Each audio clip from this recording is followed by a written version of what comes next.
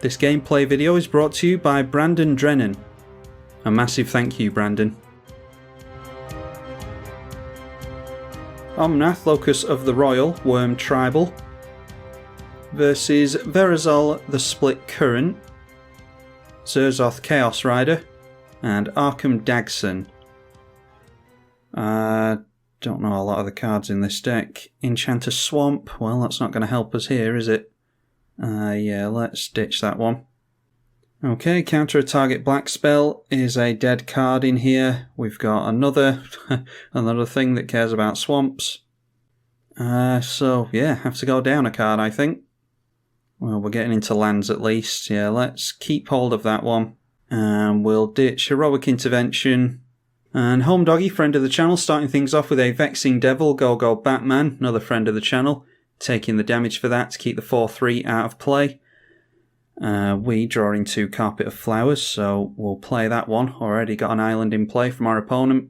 And then during the second main phase, we'll add some green mana, but don't have anything to do with it yet. And this deck, by the way, is brought to you by Drennan, who is a mythic patron for the channel. So Brandon gets to submit a deck every month for me to play.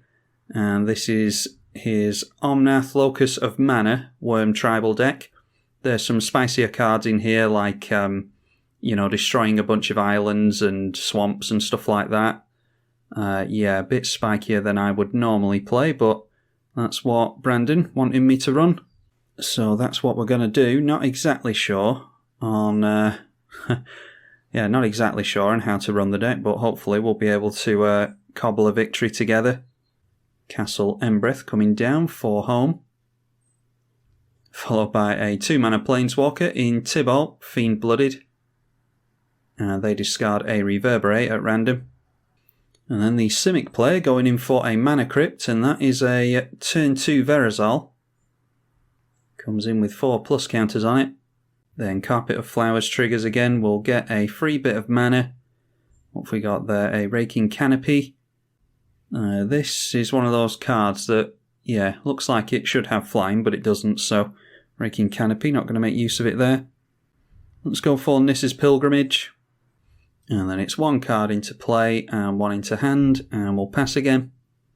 And there's an island over here now as well. I imagine we'll see a lot more of them from this player because they're a mono blue deck, but they've got green over here for ramp, so, well, we've got two choices with the Carpet of Flowers anyway. Arcum Dagsson getting down a Prismatic Lens. Mizium Mortars from the Devil player going on to Verazol. And then they discarded Taurian Mauler to the Planeswalker. This time from the Simic player it is Lull Mage's Familiar. Again we're going to add some mana with the Carpet of Flowers. Let's drop a land. We'll play the Gaia's Touch.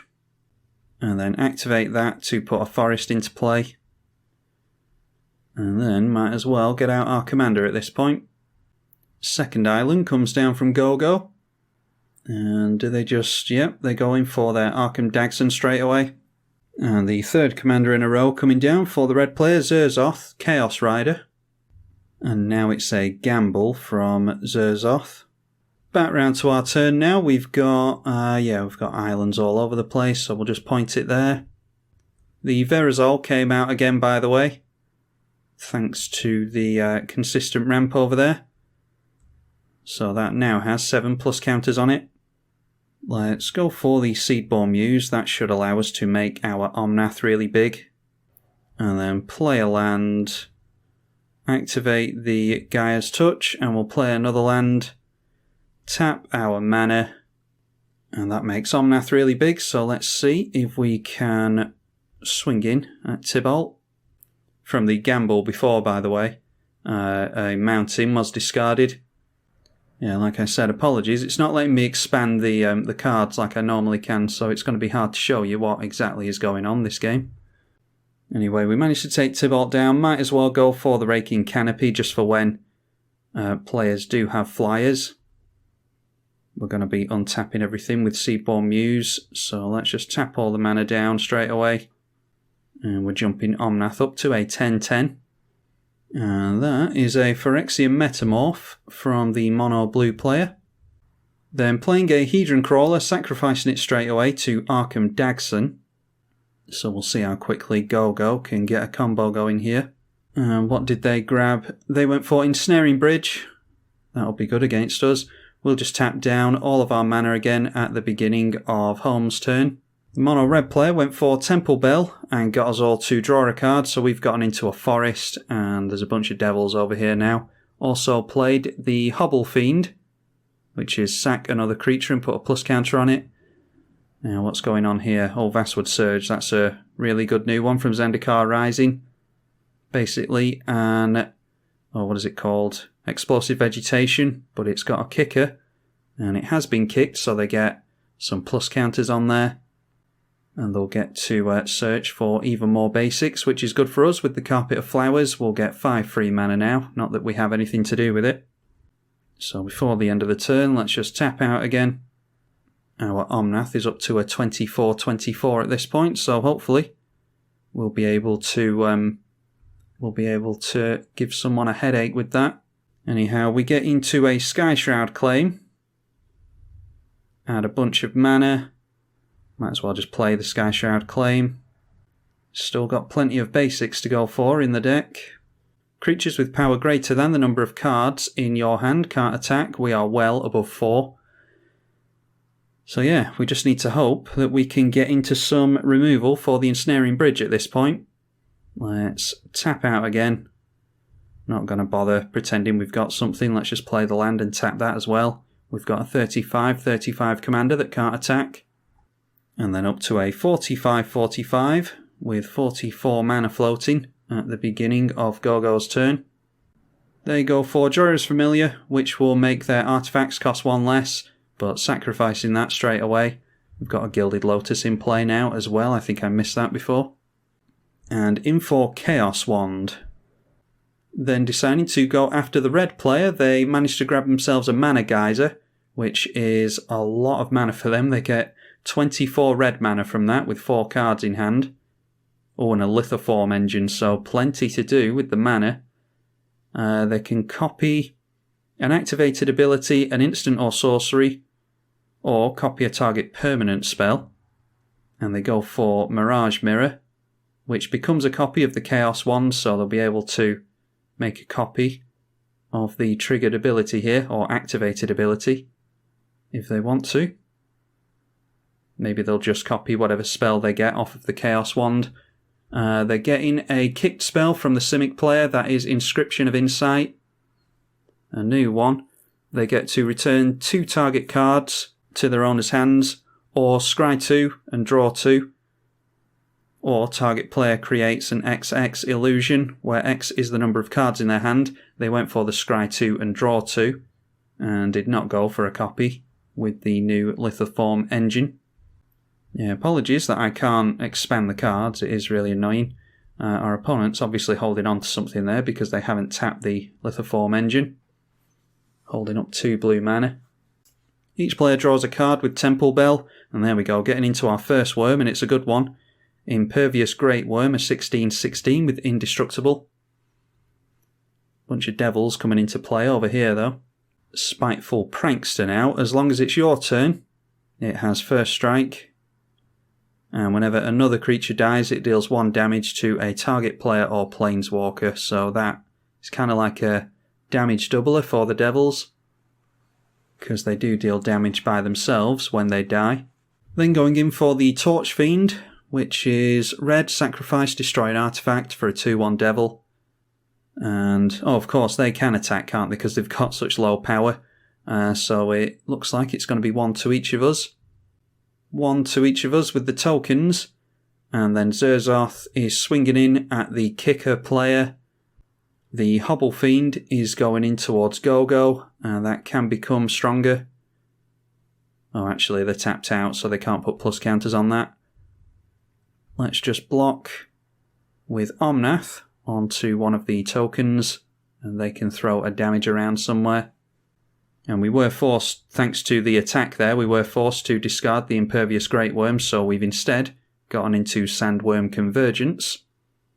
And some creatures die there, so 1 damage per devil that died, and then another damage per devil that died thanks to the Prankster.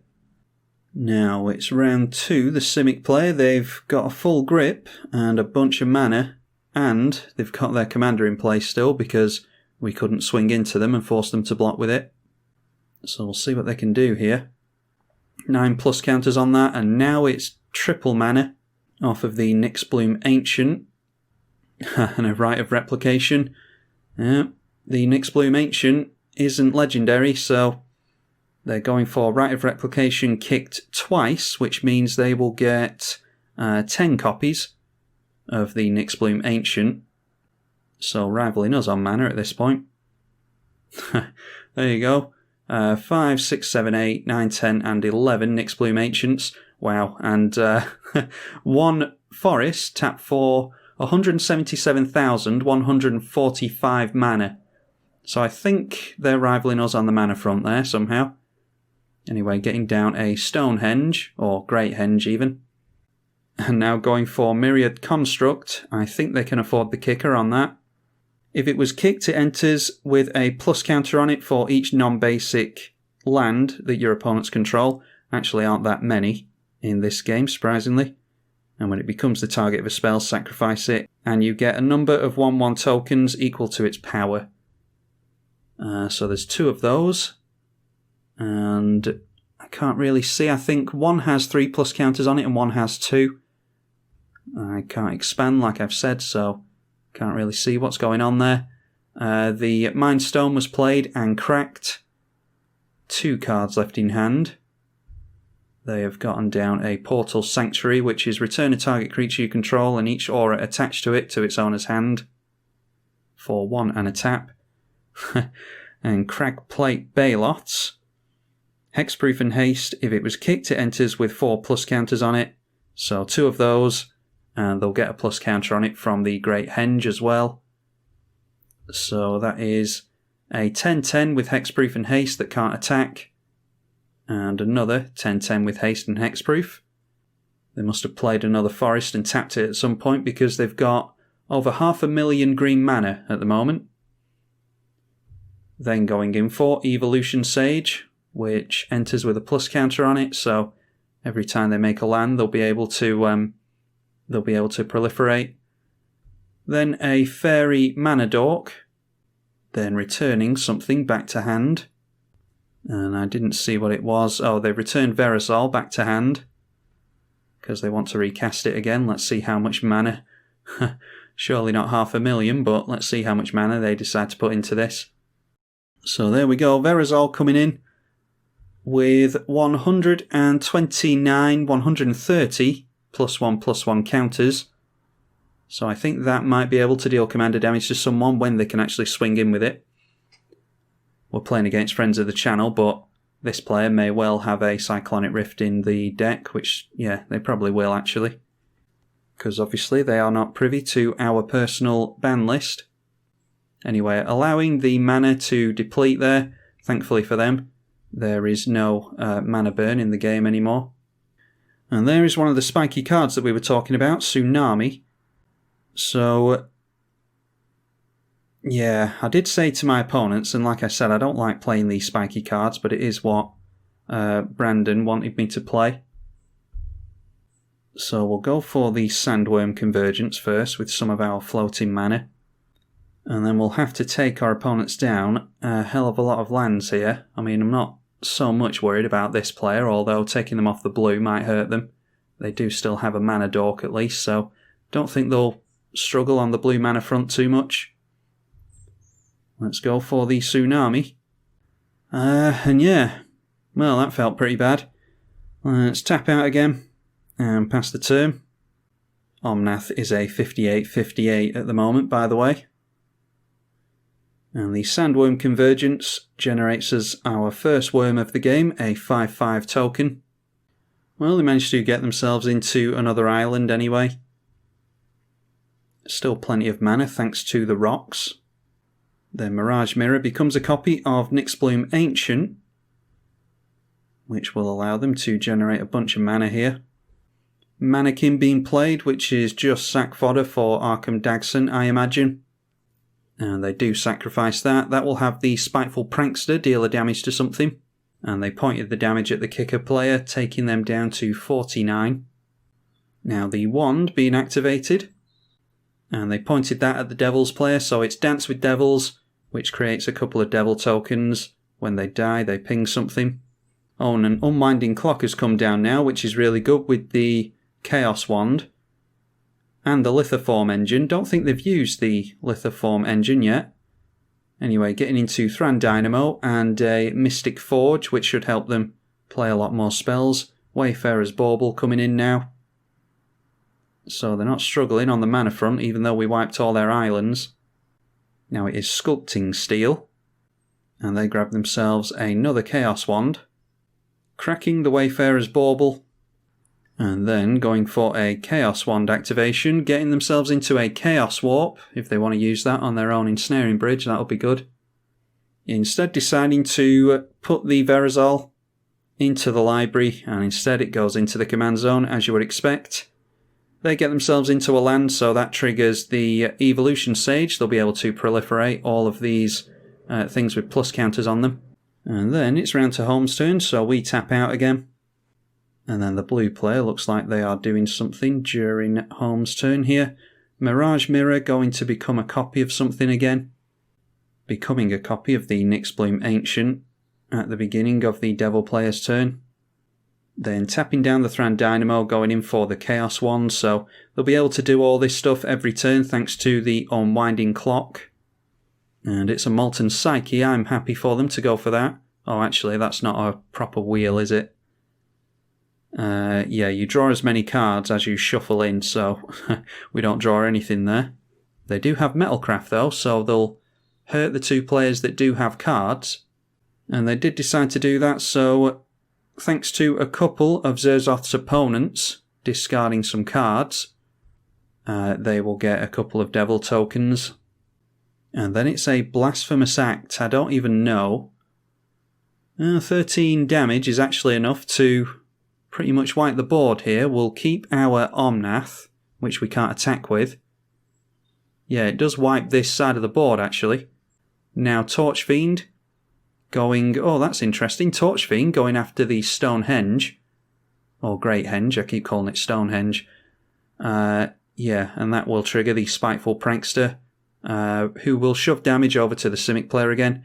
Yeah, Torch Fiend, I think I would have gone after the Unwinding Clock there, because it's going to be consistent Chaos Wand shenanigans here. Anyway, each player draws a card with Temple Bell as well. And then in response to that, look at this stack. It is Blink of an Eye from the kicker player, who has 177,143 blue mana. They gain 2 life from the Lull Mage's Familiar. And they are bouncing our Omnath. Yeah, so not a lot of respect for the mono blue player over here. Then Chemist's Insight coming from... I think this is coming from the Simic player, so that is draw 2 cards with Jumpstart. And they'll be able to cast that again with the Jumpstart cost if they want to. So we end up with Omnath in our hand, and we'll draw another card here. We might end up discarding Omnath if we see the Devils player turn sideways. Anyway, making more Devils thanks to the card draw. And then it's further stuff being done at instant speed, now 170,000 mana in green as well. And it's Roiling Regrowth this time. Getting themselves into a couple of blue mana, triggering the Evolution Sage. So they might be able to save some creatures here from the 13 damage from Blasphemous Act. Yeah, I think they'll only save one creature. They've got a Cragplate Baloth, which is 14 toughness. So that will survive this. Everything else will still get wrapped up in it, though. One of the Devils, in fact all these Devils are going to die, so they can deal damage to any target. So they could get rid of a Cragplate Baloth Oh no, they couldn't. They have hexproof, so... yeah, looks like they're going to keep their big creature. And that is a lot of devil triggers, so we're going to be waiting here a while for all this to resolve, I think. Seems as though the devils are being pointed at the blue player, which might have been Home's strategy all along. Oh no, there's some going at the Simic player as well, so they might be spreading the damage around. I think I'd go after the mono blue player personally, because they do have a hell of a lot of advantage, thanks to Ensnaring Bridge and the Chaos Wands and all that. Something for any Magic Online players that's been pointed out here by our kicker friend over here. Gogo said that he didn't think the Lithoform engine was working, but you apparently have to hold priority, which I think you do by holding control.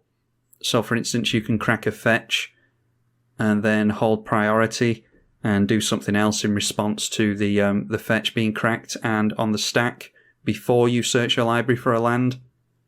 I think that's how you do it anyway. Now then, it looks like most of the damage is going at the Simic player. Yeah, Home has actually pointed some devil damage at himself there somehow. Typical Devils player. I don't really want to auto-yield to all of these in case it crashes the client. So I'm just going to click through one at a time until we get a bit further down the stack and hope that, yeah, that helps the chance along. The client's actually been performing alright with regards to the stack. It's the expanding of cards and a little bit of lag here and there that has been a bit of a pain for us. Alright, Homer said that he's not auto-yielding. He's clicking through them individually. So that allows us to auto-yield. Having to play a little meta game with the client here to keep it from crashing. Looks like it's managing alright with our tactic here. Alright, managing to not crash the client there. Zurzoth Chaos Rider will still make a couple of devils, going back down to where it all began on the stack. And we will lose our 77 floating green mana thanks to the Omnath being bounced. And Gogo pointing out that that was all in the upkeep. That's true, we're only on to the second, or the first main phase here. Zurzoth coming straight back out and then passing over to the Simic player. So the usual shenanigans with the mono blue player continuing. And this time using the Lithoform engine, so we'll get to see what this new card can do. Deciding to copy the Chaos Wand as opposed to the spell that the Chaos Wand brings out. And this is pointed at the kicker player, by the way. And it's a kicker card that they get into, a new one. Inscription of Abundance. 2+ counters on a creature. Target player gains X life, where X is the greatest power of creatures that they control, and target creature you control fights one you don't control. They are going to put some plus counters on a devil. And then with that on the stack, going for a Chaos Wand, so they obviously don't want the devils to get buffed, just in case they can do something else. Explosive Vegetation from Verazol, so they'll get themselves into some more islands. Then the plus counters resolve, and then they get into the Royal. I thought they'd cast that already.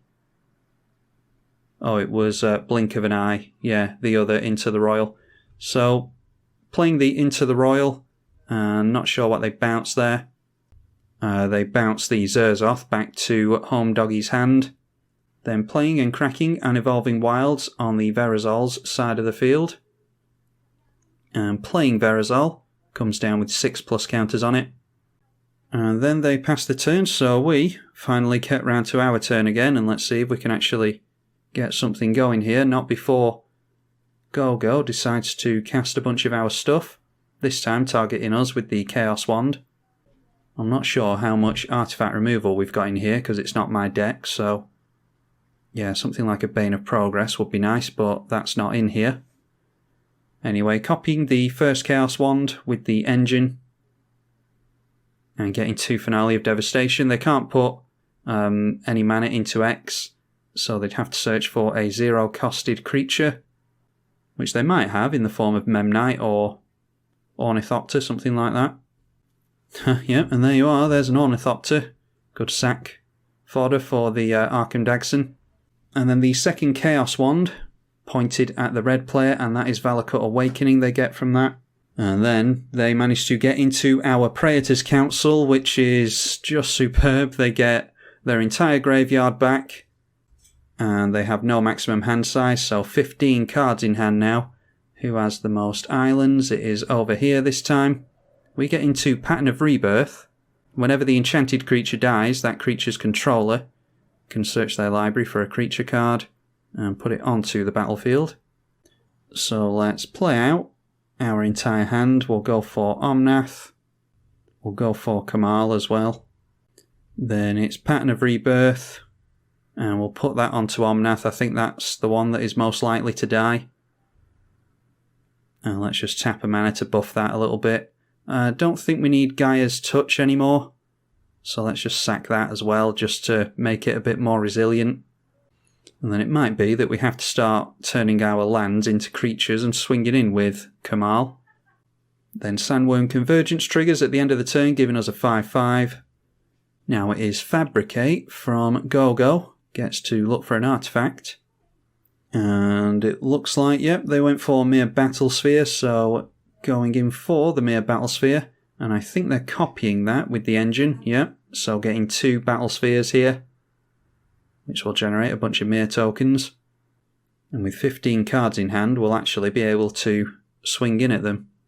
So that's something that they have to be wary of. But they've got plenty of chump blockers. It is 8 Mere tokens and 2 Battlespheres and Ornithopter. They play a land, so go down to 14 cards in hand. Zurzoth coming out yet again for the red player. And each player's going to draw a card with Temple Bell, which will make some more Devil tokens. We get into a Mana Crypt. I think mana's the last thing we need at this point. Then a Skull Clamp. That's good with the Devils. They'll be able to refill their hand here. Maybe get some Mere tokens out of the way. No, surprisingly, instead going for a Gibbering Fiend, which deals 1 damage to each opponent when it enters. It's a 2/1. Also, it has Delirium. At the beginning of each opponent's upkeep, if they have 4 or more card types among cards in their graveyard, then it deals 1 damage to that player, so that's pretty much going to affect this player and myself. Over to the Simic player's turn now. They get into Mirari Conjecture. The first thing on that is return a target instant or sorcery from graveyard to hand. And they grab themselves Inscription of Abundance, which is the one that cares about plus counters, gaining life, and fighting. And they do have their commander in play, don't forget, so they'll be able to copy that. And they do go for a cast on there. It's a +1 counter on here, and this is going to fight one of the Battle Spheres, which is exactly what I would have done. And then with the copy, they went for the same again, so both Mere Battle Spheres go down. Still got a bunch of chump blockers in the form of the Mere tokens. And there's been no wand activations yet. So I wonder if they're just waiting for the end of the turn, or maybe they just don't want to play Solitaire anymore. Yeah, it looks like Gogo is just being kind to us and allowing us to actually play. Gibbering Fiend will deal 1 to us. And of course, we just get into more mana. Yeah, well, might as well generate as much as we can with Omnath in play. So that's a 9/9. They've still got 15 cards in hand, so we can actually swing in here.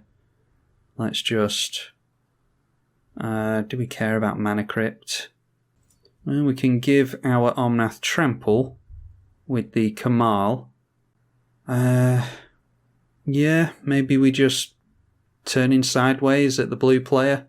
They might just chump block with a Mere and not realise that we can give Trample.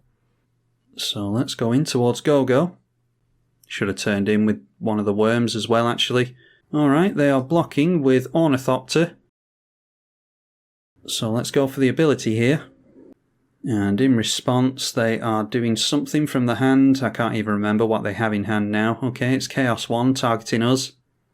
Get themselves into a Cultivate. They've recouped on the islands quite well after the tsunami. Then Chaos Wand onto us again. And going for the Lithoform Engine onto that. So the first spell, there's a good one, Beast Within. one of our pieces of removal that we wanted. So they managed to get rid of our Omnath. Yeah, well, nothing we can do with that with an empty hand. We will get to use this Pattern of Rebirth though. So let's definitely do that. And what do we want here? What will give our opponents the biggest headache? I think World Spine Worm would be good, wouldn't it? I'm tempted with Eidolon of Blossoms because there's a lot of enchantments in here, hence the reason it's in here. But we're empty-handed, there's every chance that we just draw into land, so I'm just going to go for a big, splashy World Spine Worm. Then it's an Explosive Vegetation. So they get to ramp nicely with 2 of our cards. And yeah, had I have swung in with the worm, we might have still been able to get them here. Yeah, I haven't worked out how many times we'd need to activate Kamal for this to swing in and deal lethal to them. I don't think we had enough mana for that. So all of our stuff ends up with +3/+3 and trample. We will lose the mana that we've got in our pool. And we'll just have to recast our commander again, I think. So recast our commander and we'll just tap out there. Gibbering Fiend continuing to trigger. Oh, actually, yeah, the Gibbering Fiend just triggered on the blue player's turn. I actually misread that. It's at the beginning of each opponent's upkeep. If there are 4 or more card types in your graveyard, then it triggers. So it's only the red player's graveyard that Gibbering Fiend cares about. So it's always going to deal 1 damage at the beginning of the upkeep. Unless, of course, Tormod's Crypt goes over there and gets rid of their graveyard. It's actually the Simic player's graveyard they're most worried about, so exiling that. Then it's a trading post for even more shenanigans with artifacts. Notice how they're up to 8 islands again now. Pretty damn good, considering they all got wiped before. Returning an artifact from graveyard to hand with the trading post. And they went for a mere battle sphere, so recasting that here. I think the only thing they're missing here is Vidalcan Orrery for doing all of this at instant speed, with regards to creatures anyway.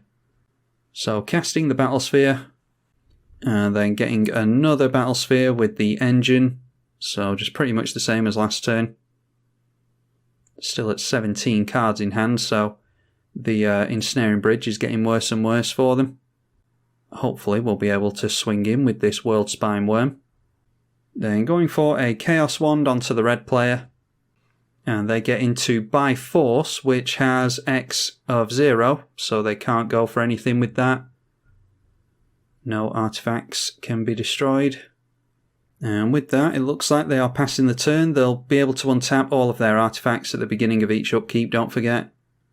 Now, I think the plan at this point is to use the floating mana next turn to make a bunch of lands into creatures, and then we'll be able to tap a bunch of mana into the overrun effect on Kamal, and maybe get damage through to here. They are down to 13.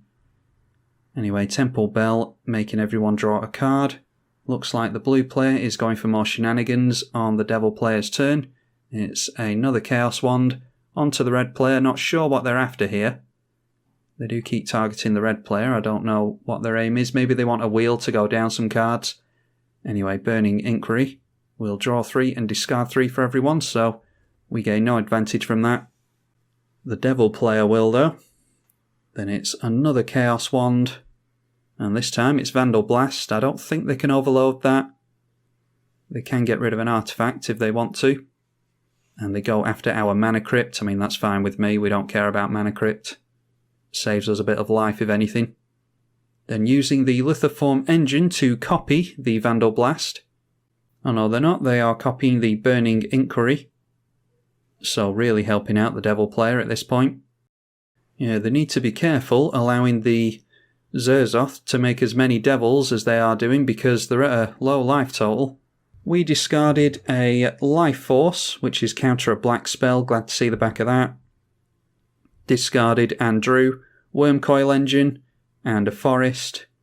And then with the second one, Utopia Sprawl, don't want to see that. Winter Orb, probably wouldn't play it because the game's gone on long enough. Tooth and Nail would have been nice. We draw into Choke. Islands don't untap during their controller's untap steps, that would be funny. Then what else was discarded? A bunch of lands, Chemist's Insight, a mere turbine as well over there.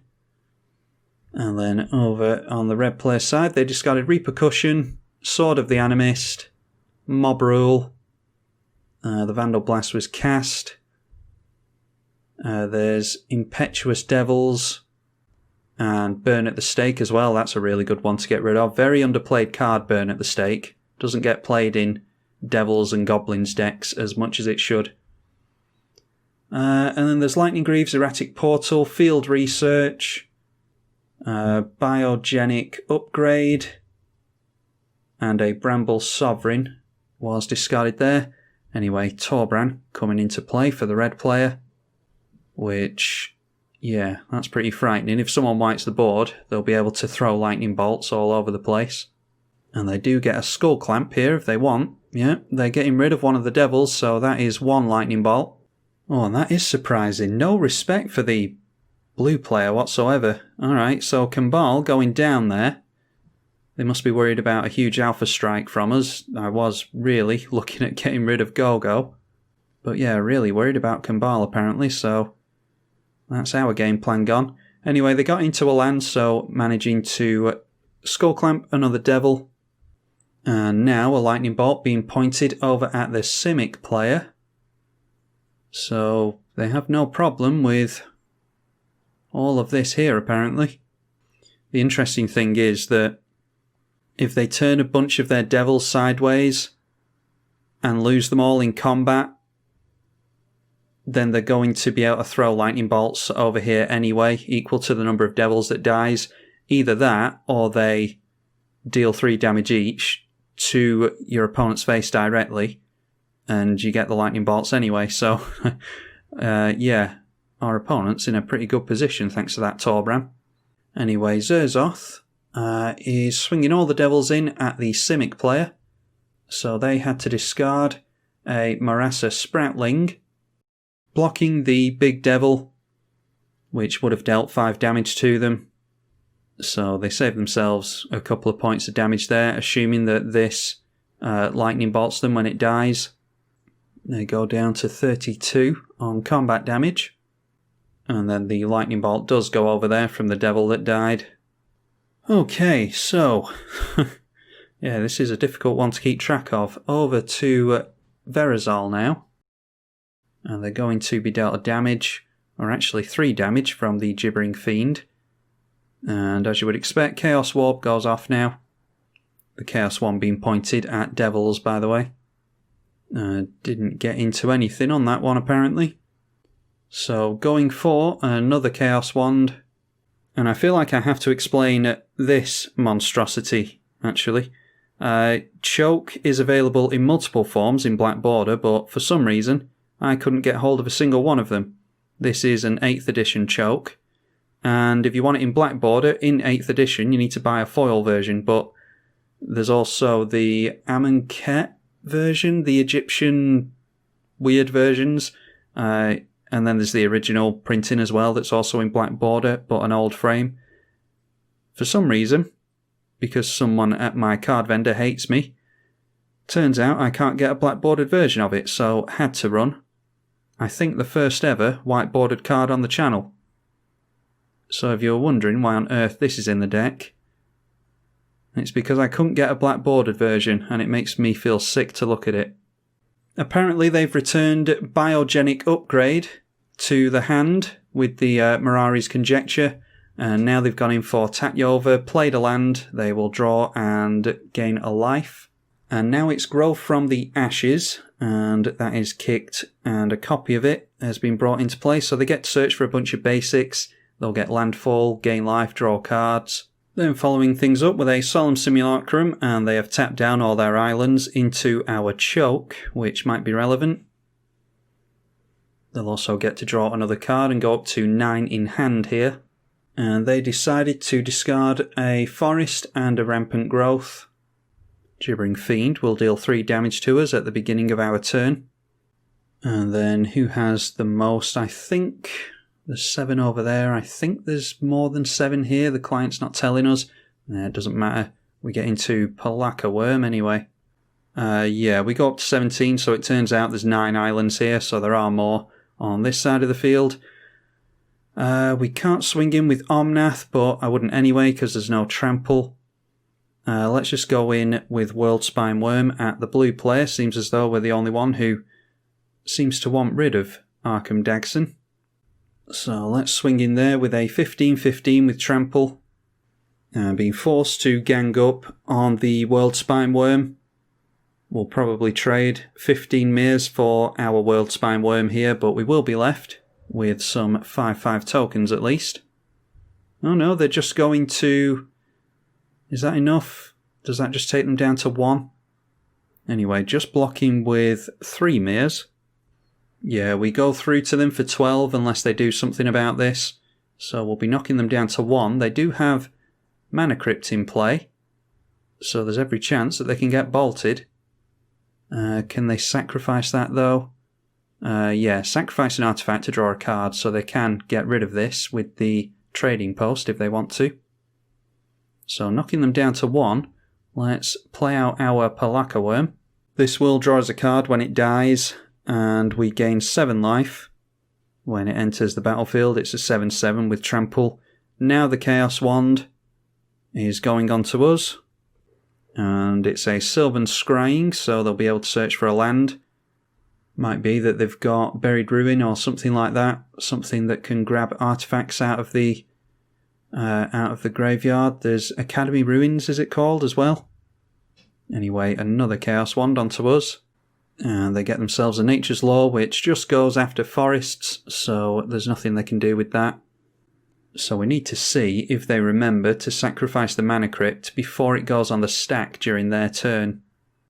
See which land they go for. Okay, I don't think...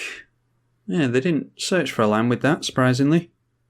Do they even have any lands left in the deck? Maybe not. 49 cards in the library, I would think they do, but... maybe not. Anyway, Palaka Worm finally enters. We will get 7 life. And then let's give our blue friend over here a headache with choke. And with that, I suppose we'll have to pass the turn. Yeah, we'll just pass the turn at that. Nothing else for us to do. Get a 5/5 worm at the end, same as usual. Oh, and I forgot all about the Gibbering Fiend, actually. And they've forgotten to get rid of their Mana Crypt, so they have to gain 4 life with the trading post. They could copy that ability with the engine if they wanted to, but let's see if they do it. They do not, so they go up to 5. This is going to be a lightning bolt unless they can do something about it, and then they might take another bolt from the crypt. So they go down to 2. Let's see what happens here. I mean, even if they survive this Mana Crypt flip, they're still in a precarious position with the devils. Only one needs to die, and it gets pointed over there, and that's them done for. And they go down to their own Mana Crypt, so finally managing to get rid of a player. Let's see what Home Doggy can do.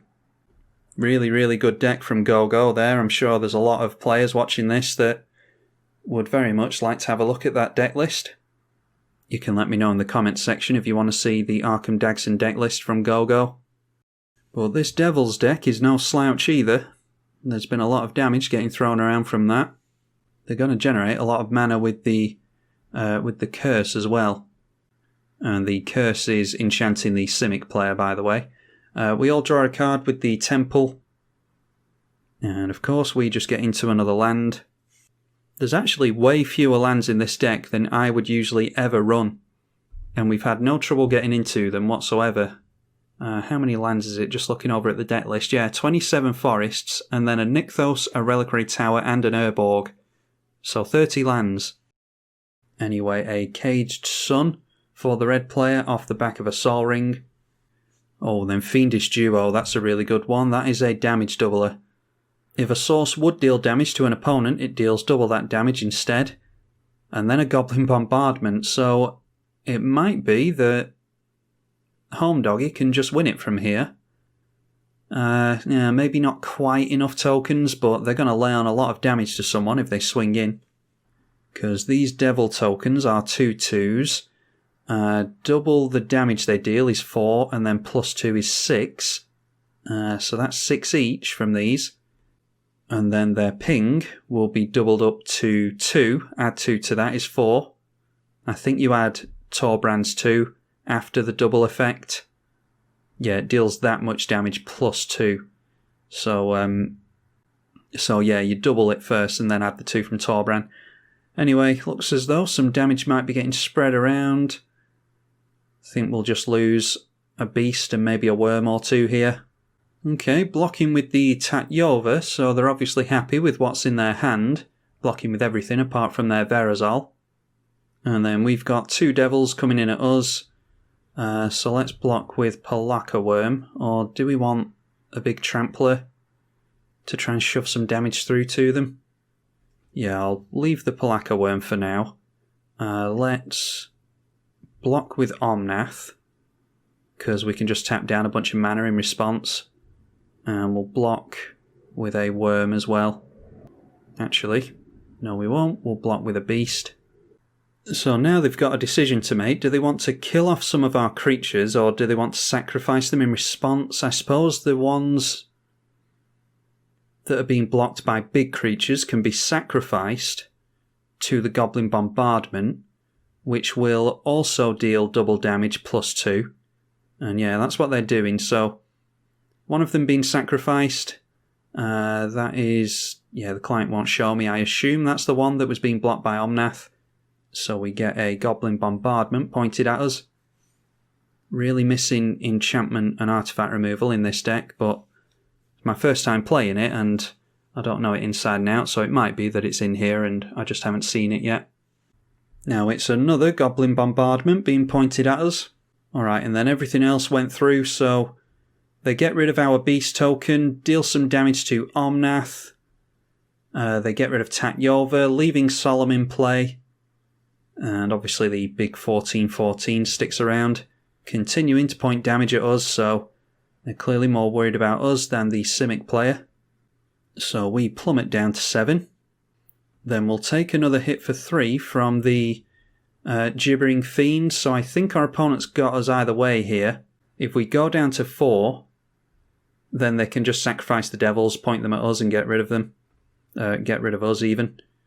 Now the last of this is triggering. Until end of turn, whenever you cast an instant or sorcery, you can copy it. Alright, we might see an insane turn from the Simic player here, although they are struggling on blue mana thanks to us not allowing them to untap. Skyclave Relic, that's a really good new one from Zendikar. Don't think they've played it kicked there though. No, they didn't play it kicked, surprisingly. Just using it for some blue mana, I assume. But if you decide to put the extra 3 mana into it, it sort of pays for itself, so yeah, we'll see what they do here. It might have been that they should have kicked that. Reality Shift goes on to... oh, that's really good. That goes on to Torbrand. Alright, and in response, it looks like they're just going to get rid of us. Yeah, sacrificing a devil will deal a lightning bolt to us twice. Yeah, the Goblin Bombardment and the devil both pointed at us. We'll just tap out and pass. So there we go, that's us done, down to -1. Make sure to say good game to my opponents. And now let's see who wins between these two. A full grip over here, and they will untap their islands next turn now. Reality Shift goes on to Torbrand, that gets copied thanks to the Saga. And they can change targets with the copy, so now getting rid of a mana doubler. Looks like the Simic player is going to be able to deal with the aggro player nicely here. So sacrificing another devil in response. And going straight at their face. So that knocks them down to 15. They've still got the double damage dealer. They should probably just sacrifice that. Yes, they do, to get another ping onto them. That takes them down to 14 now. So the reality shifts will fizzle here. And then a Sylvan Library coming down, 6 cards left in hand.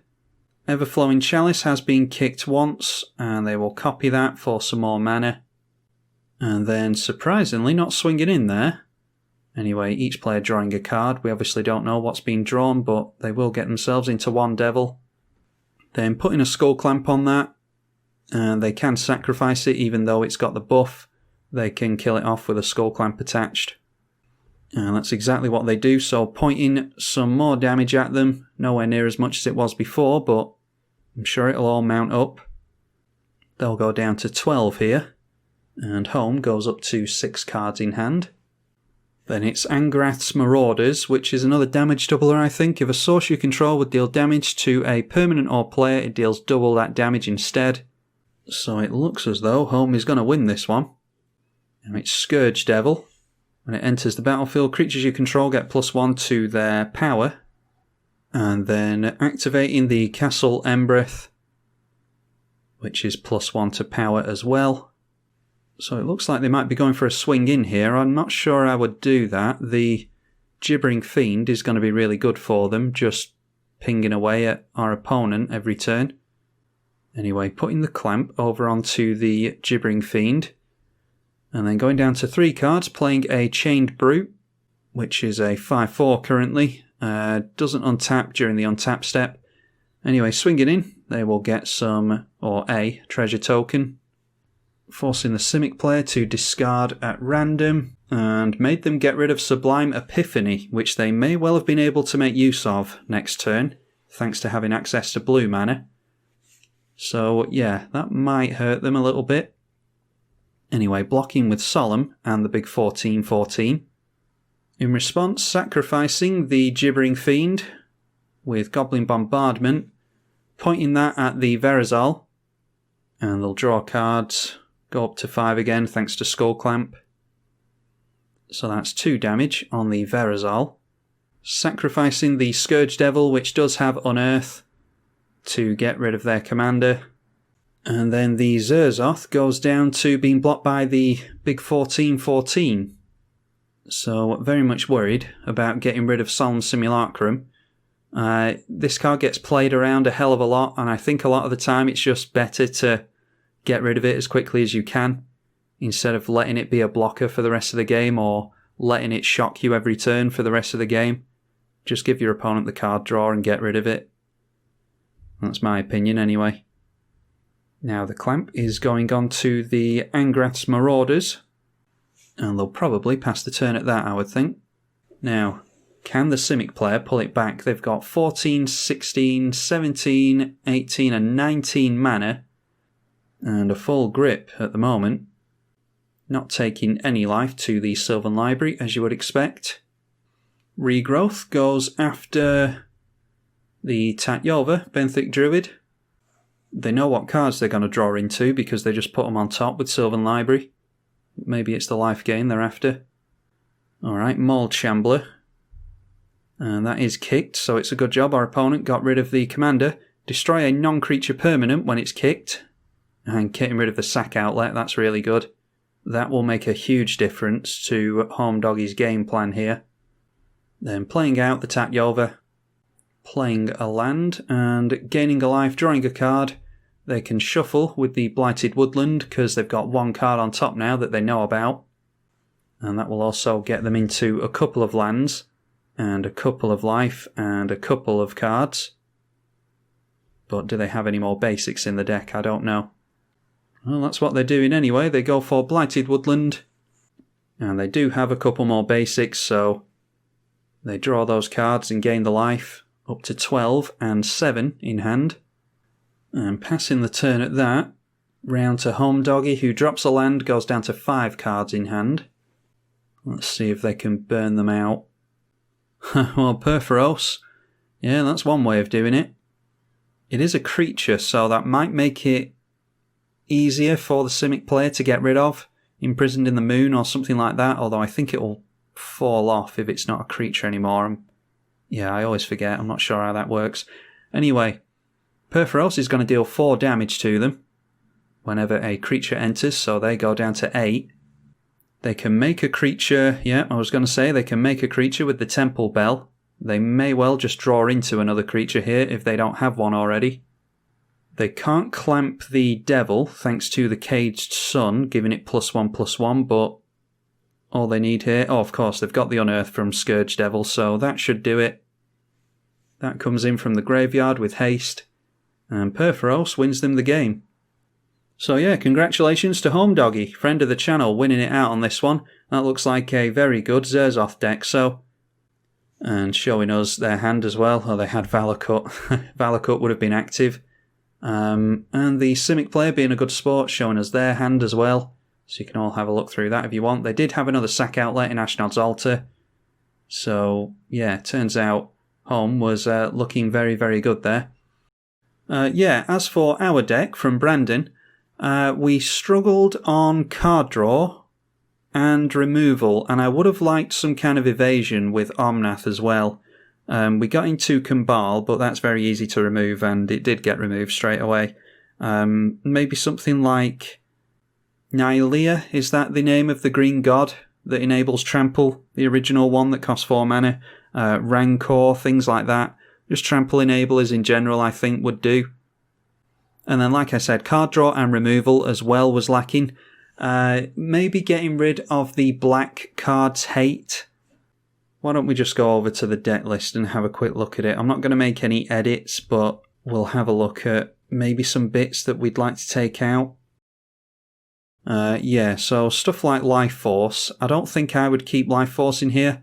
The blue and Island hate can probably stay in here because, let's face it, there's always a blue player at the table. But black, yeah, it's more likely that there won't be a black player at the table, so maybe take stuff like that out and put some more trample effects in. I think it's called Nylea, isn't it? Yeah, that's the one. Nylea, God of the Hunt.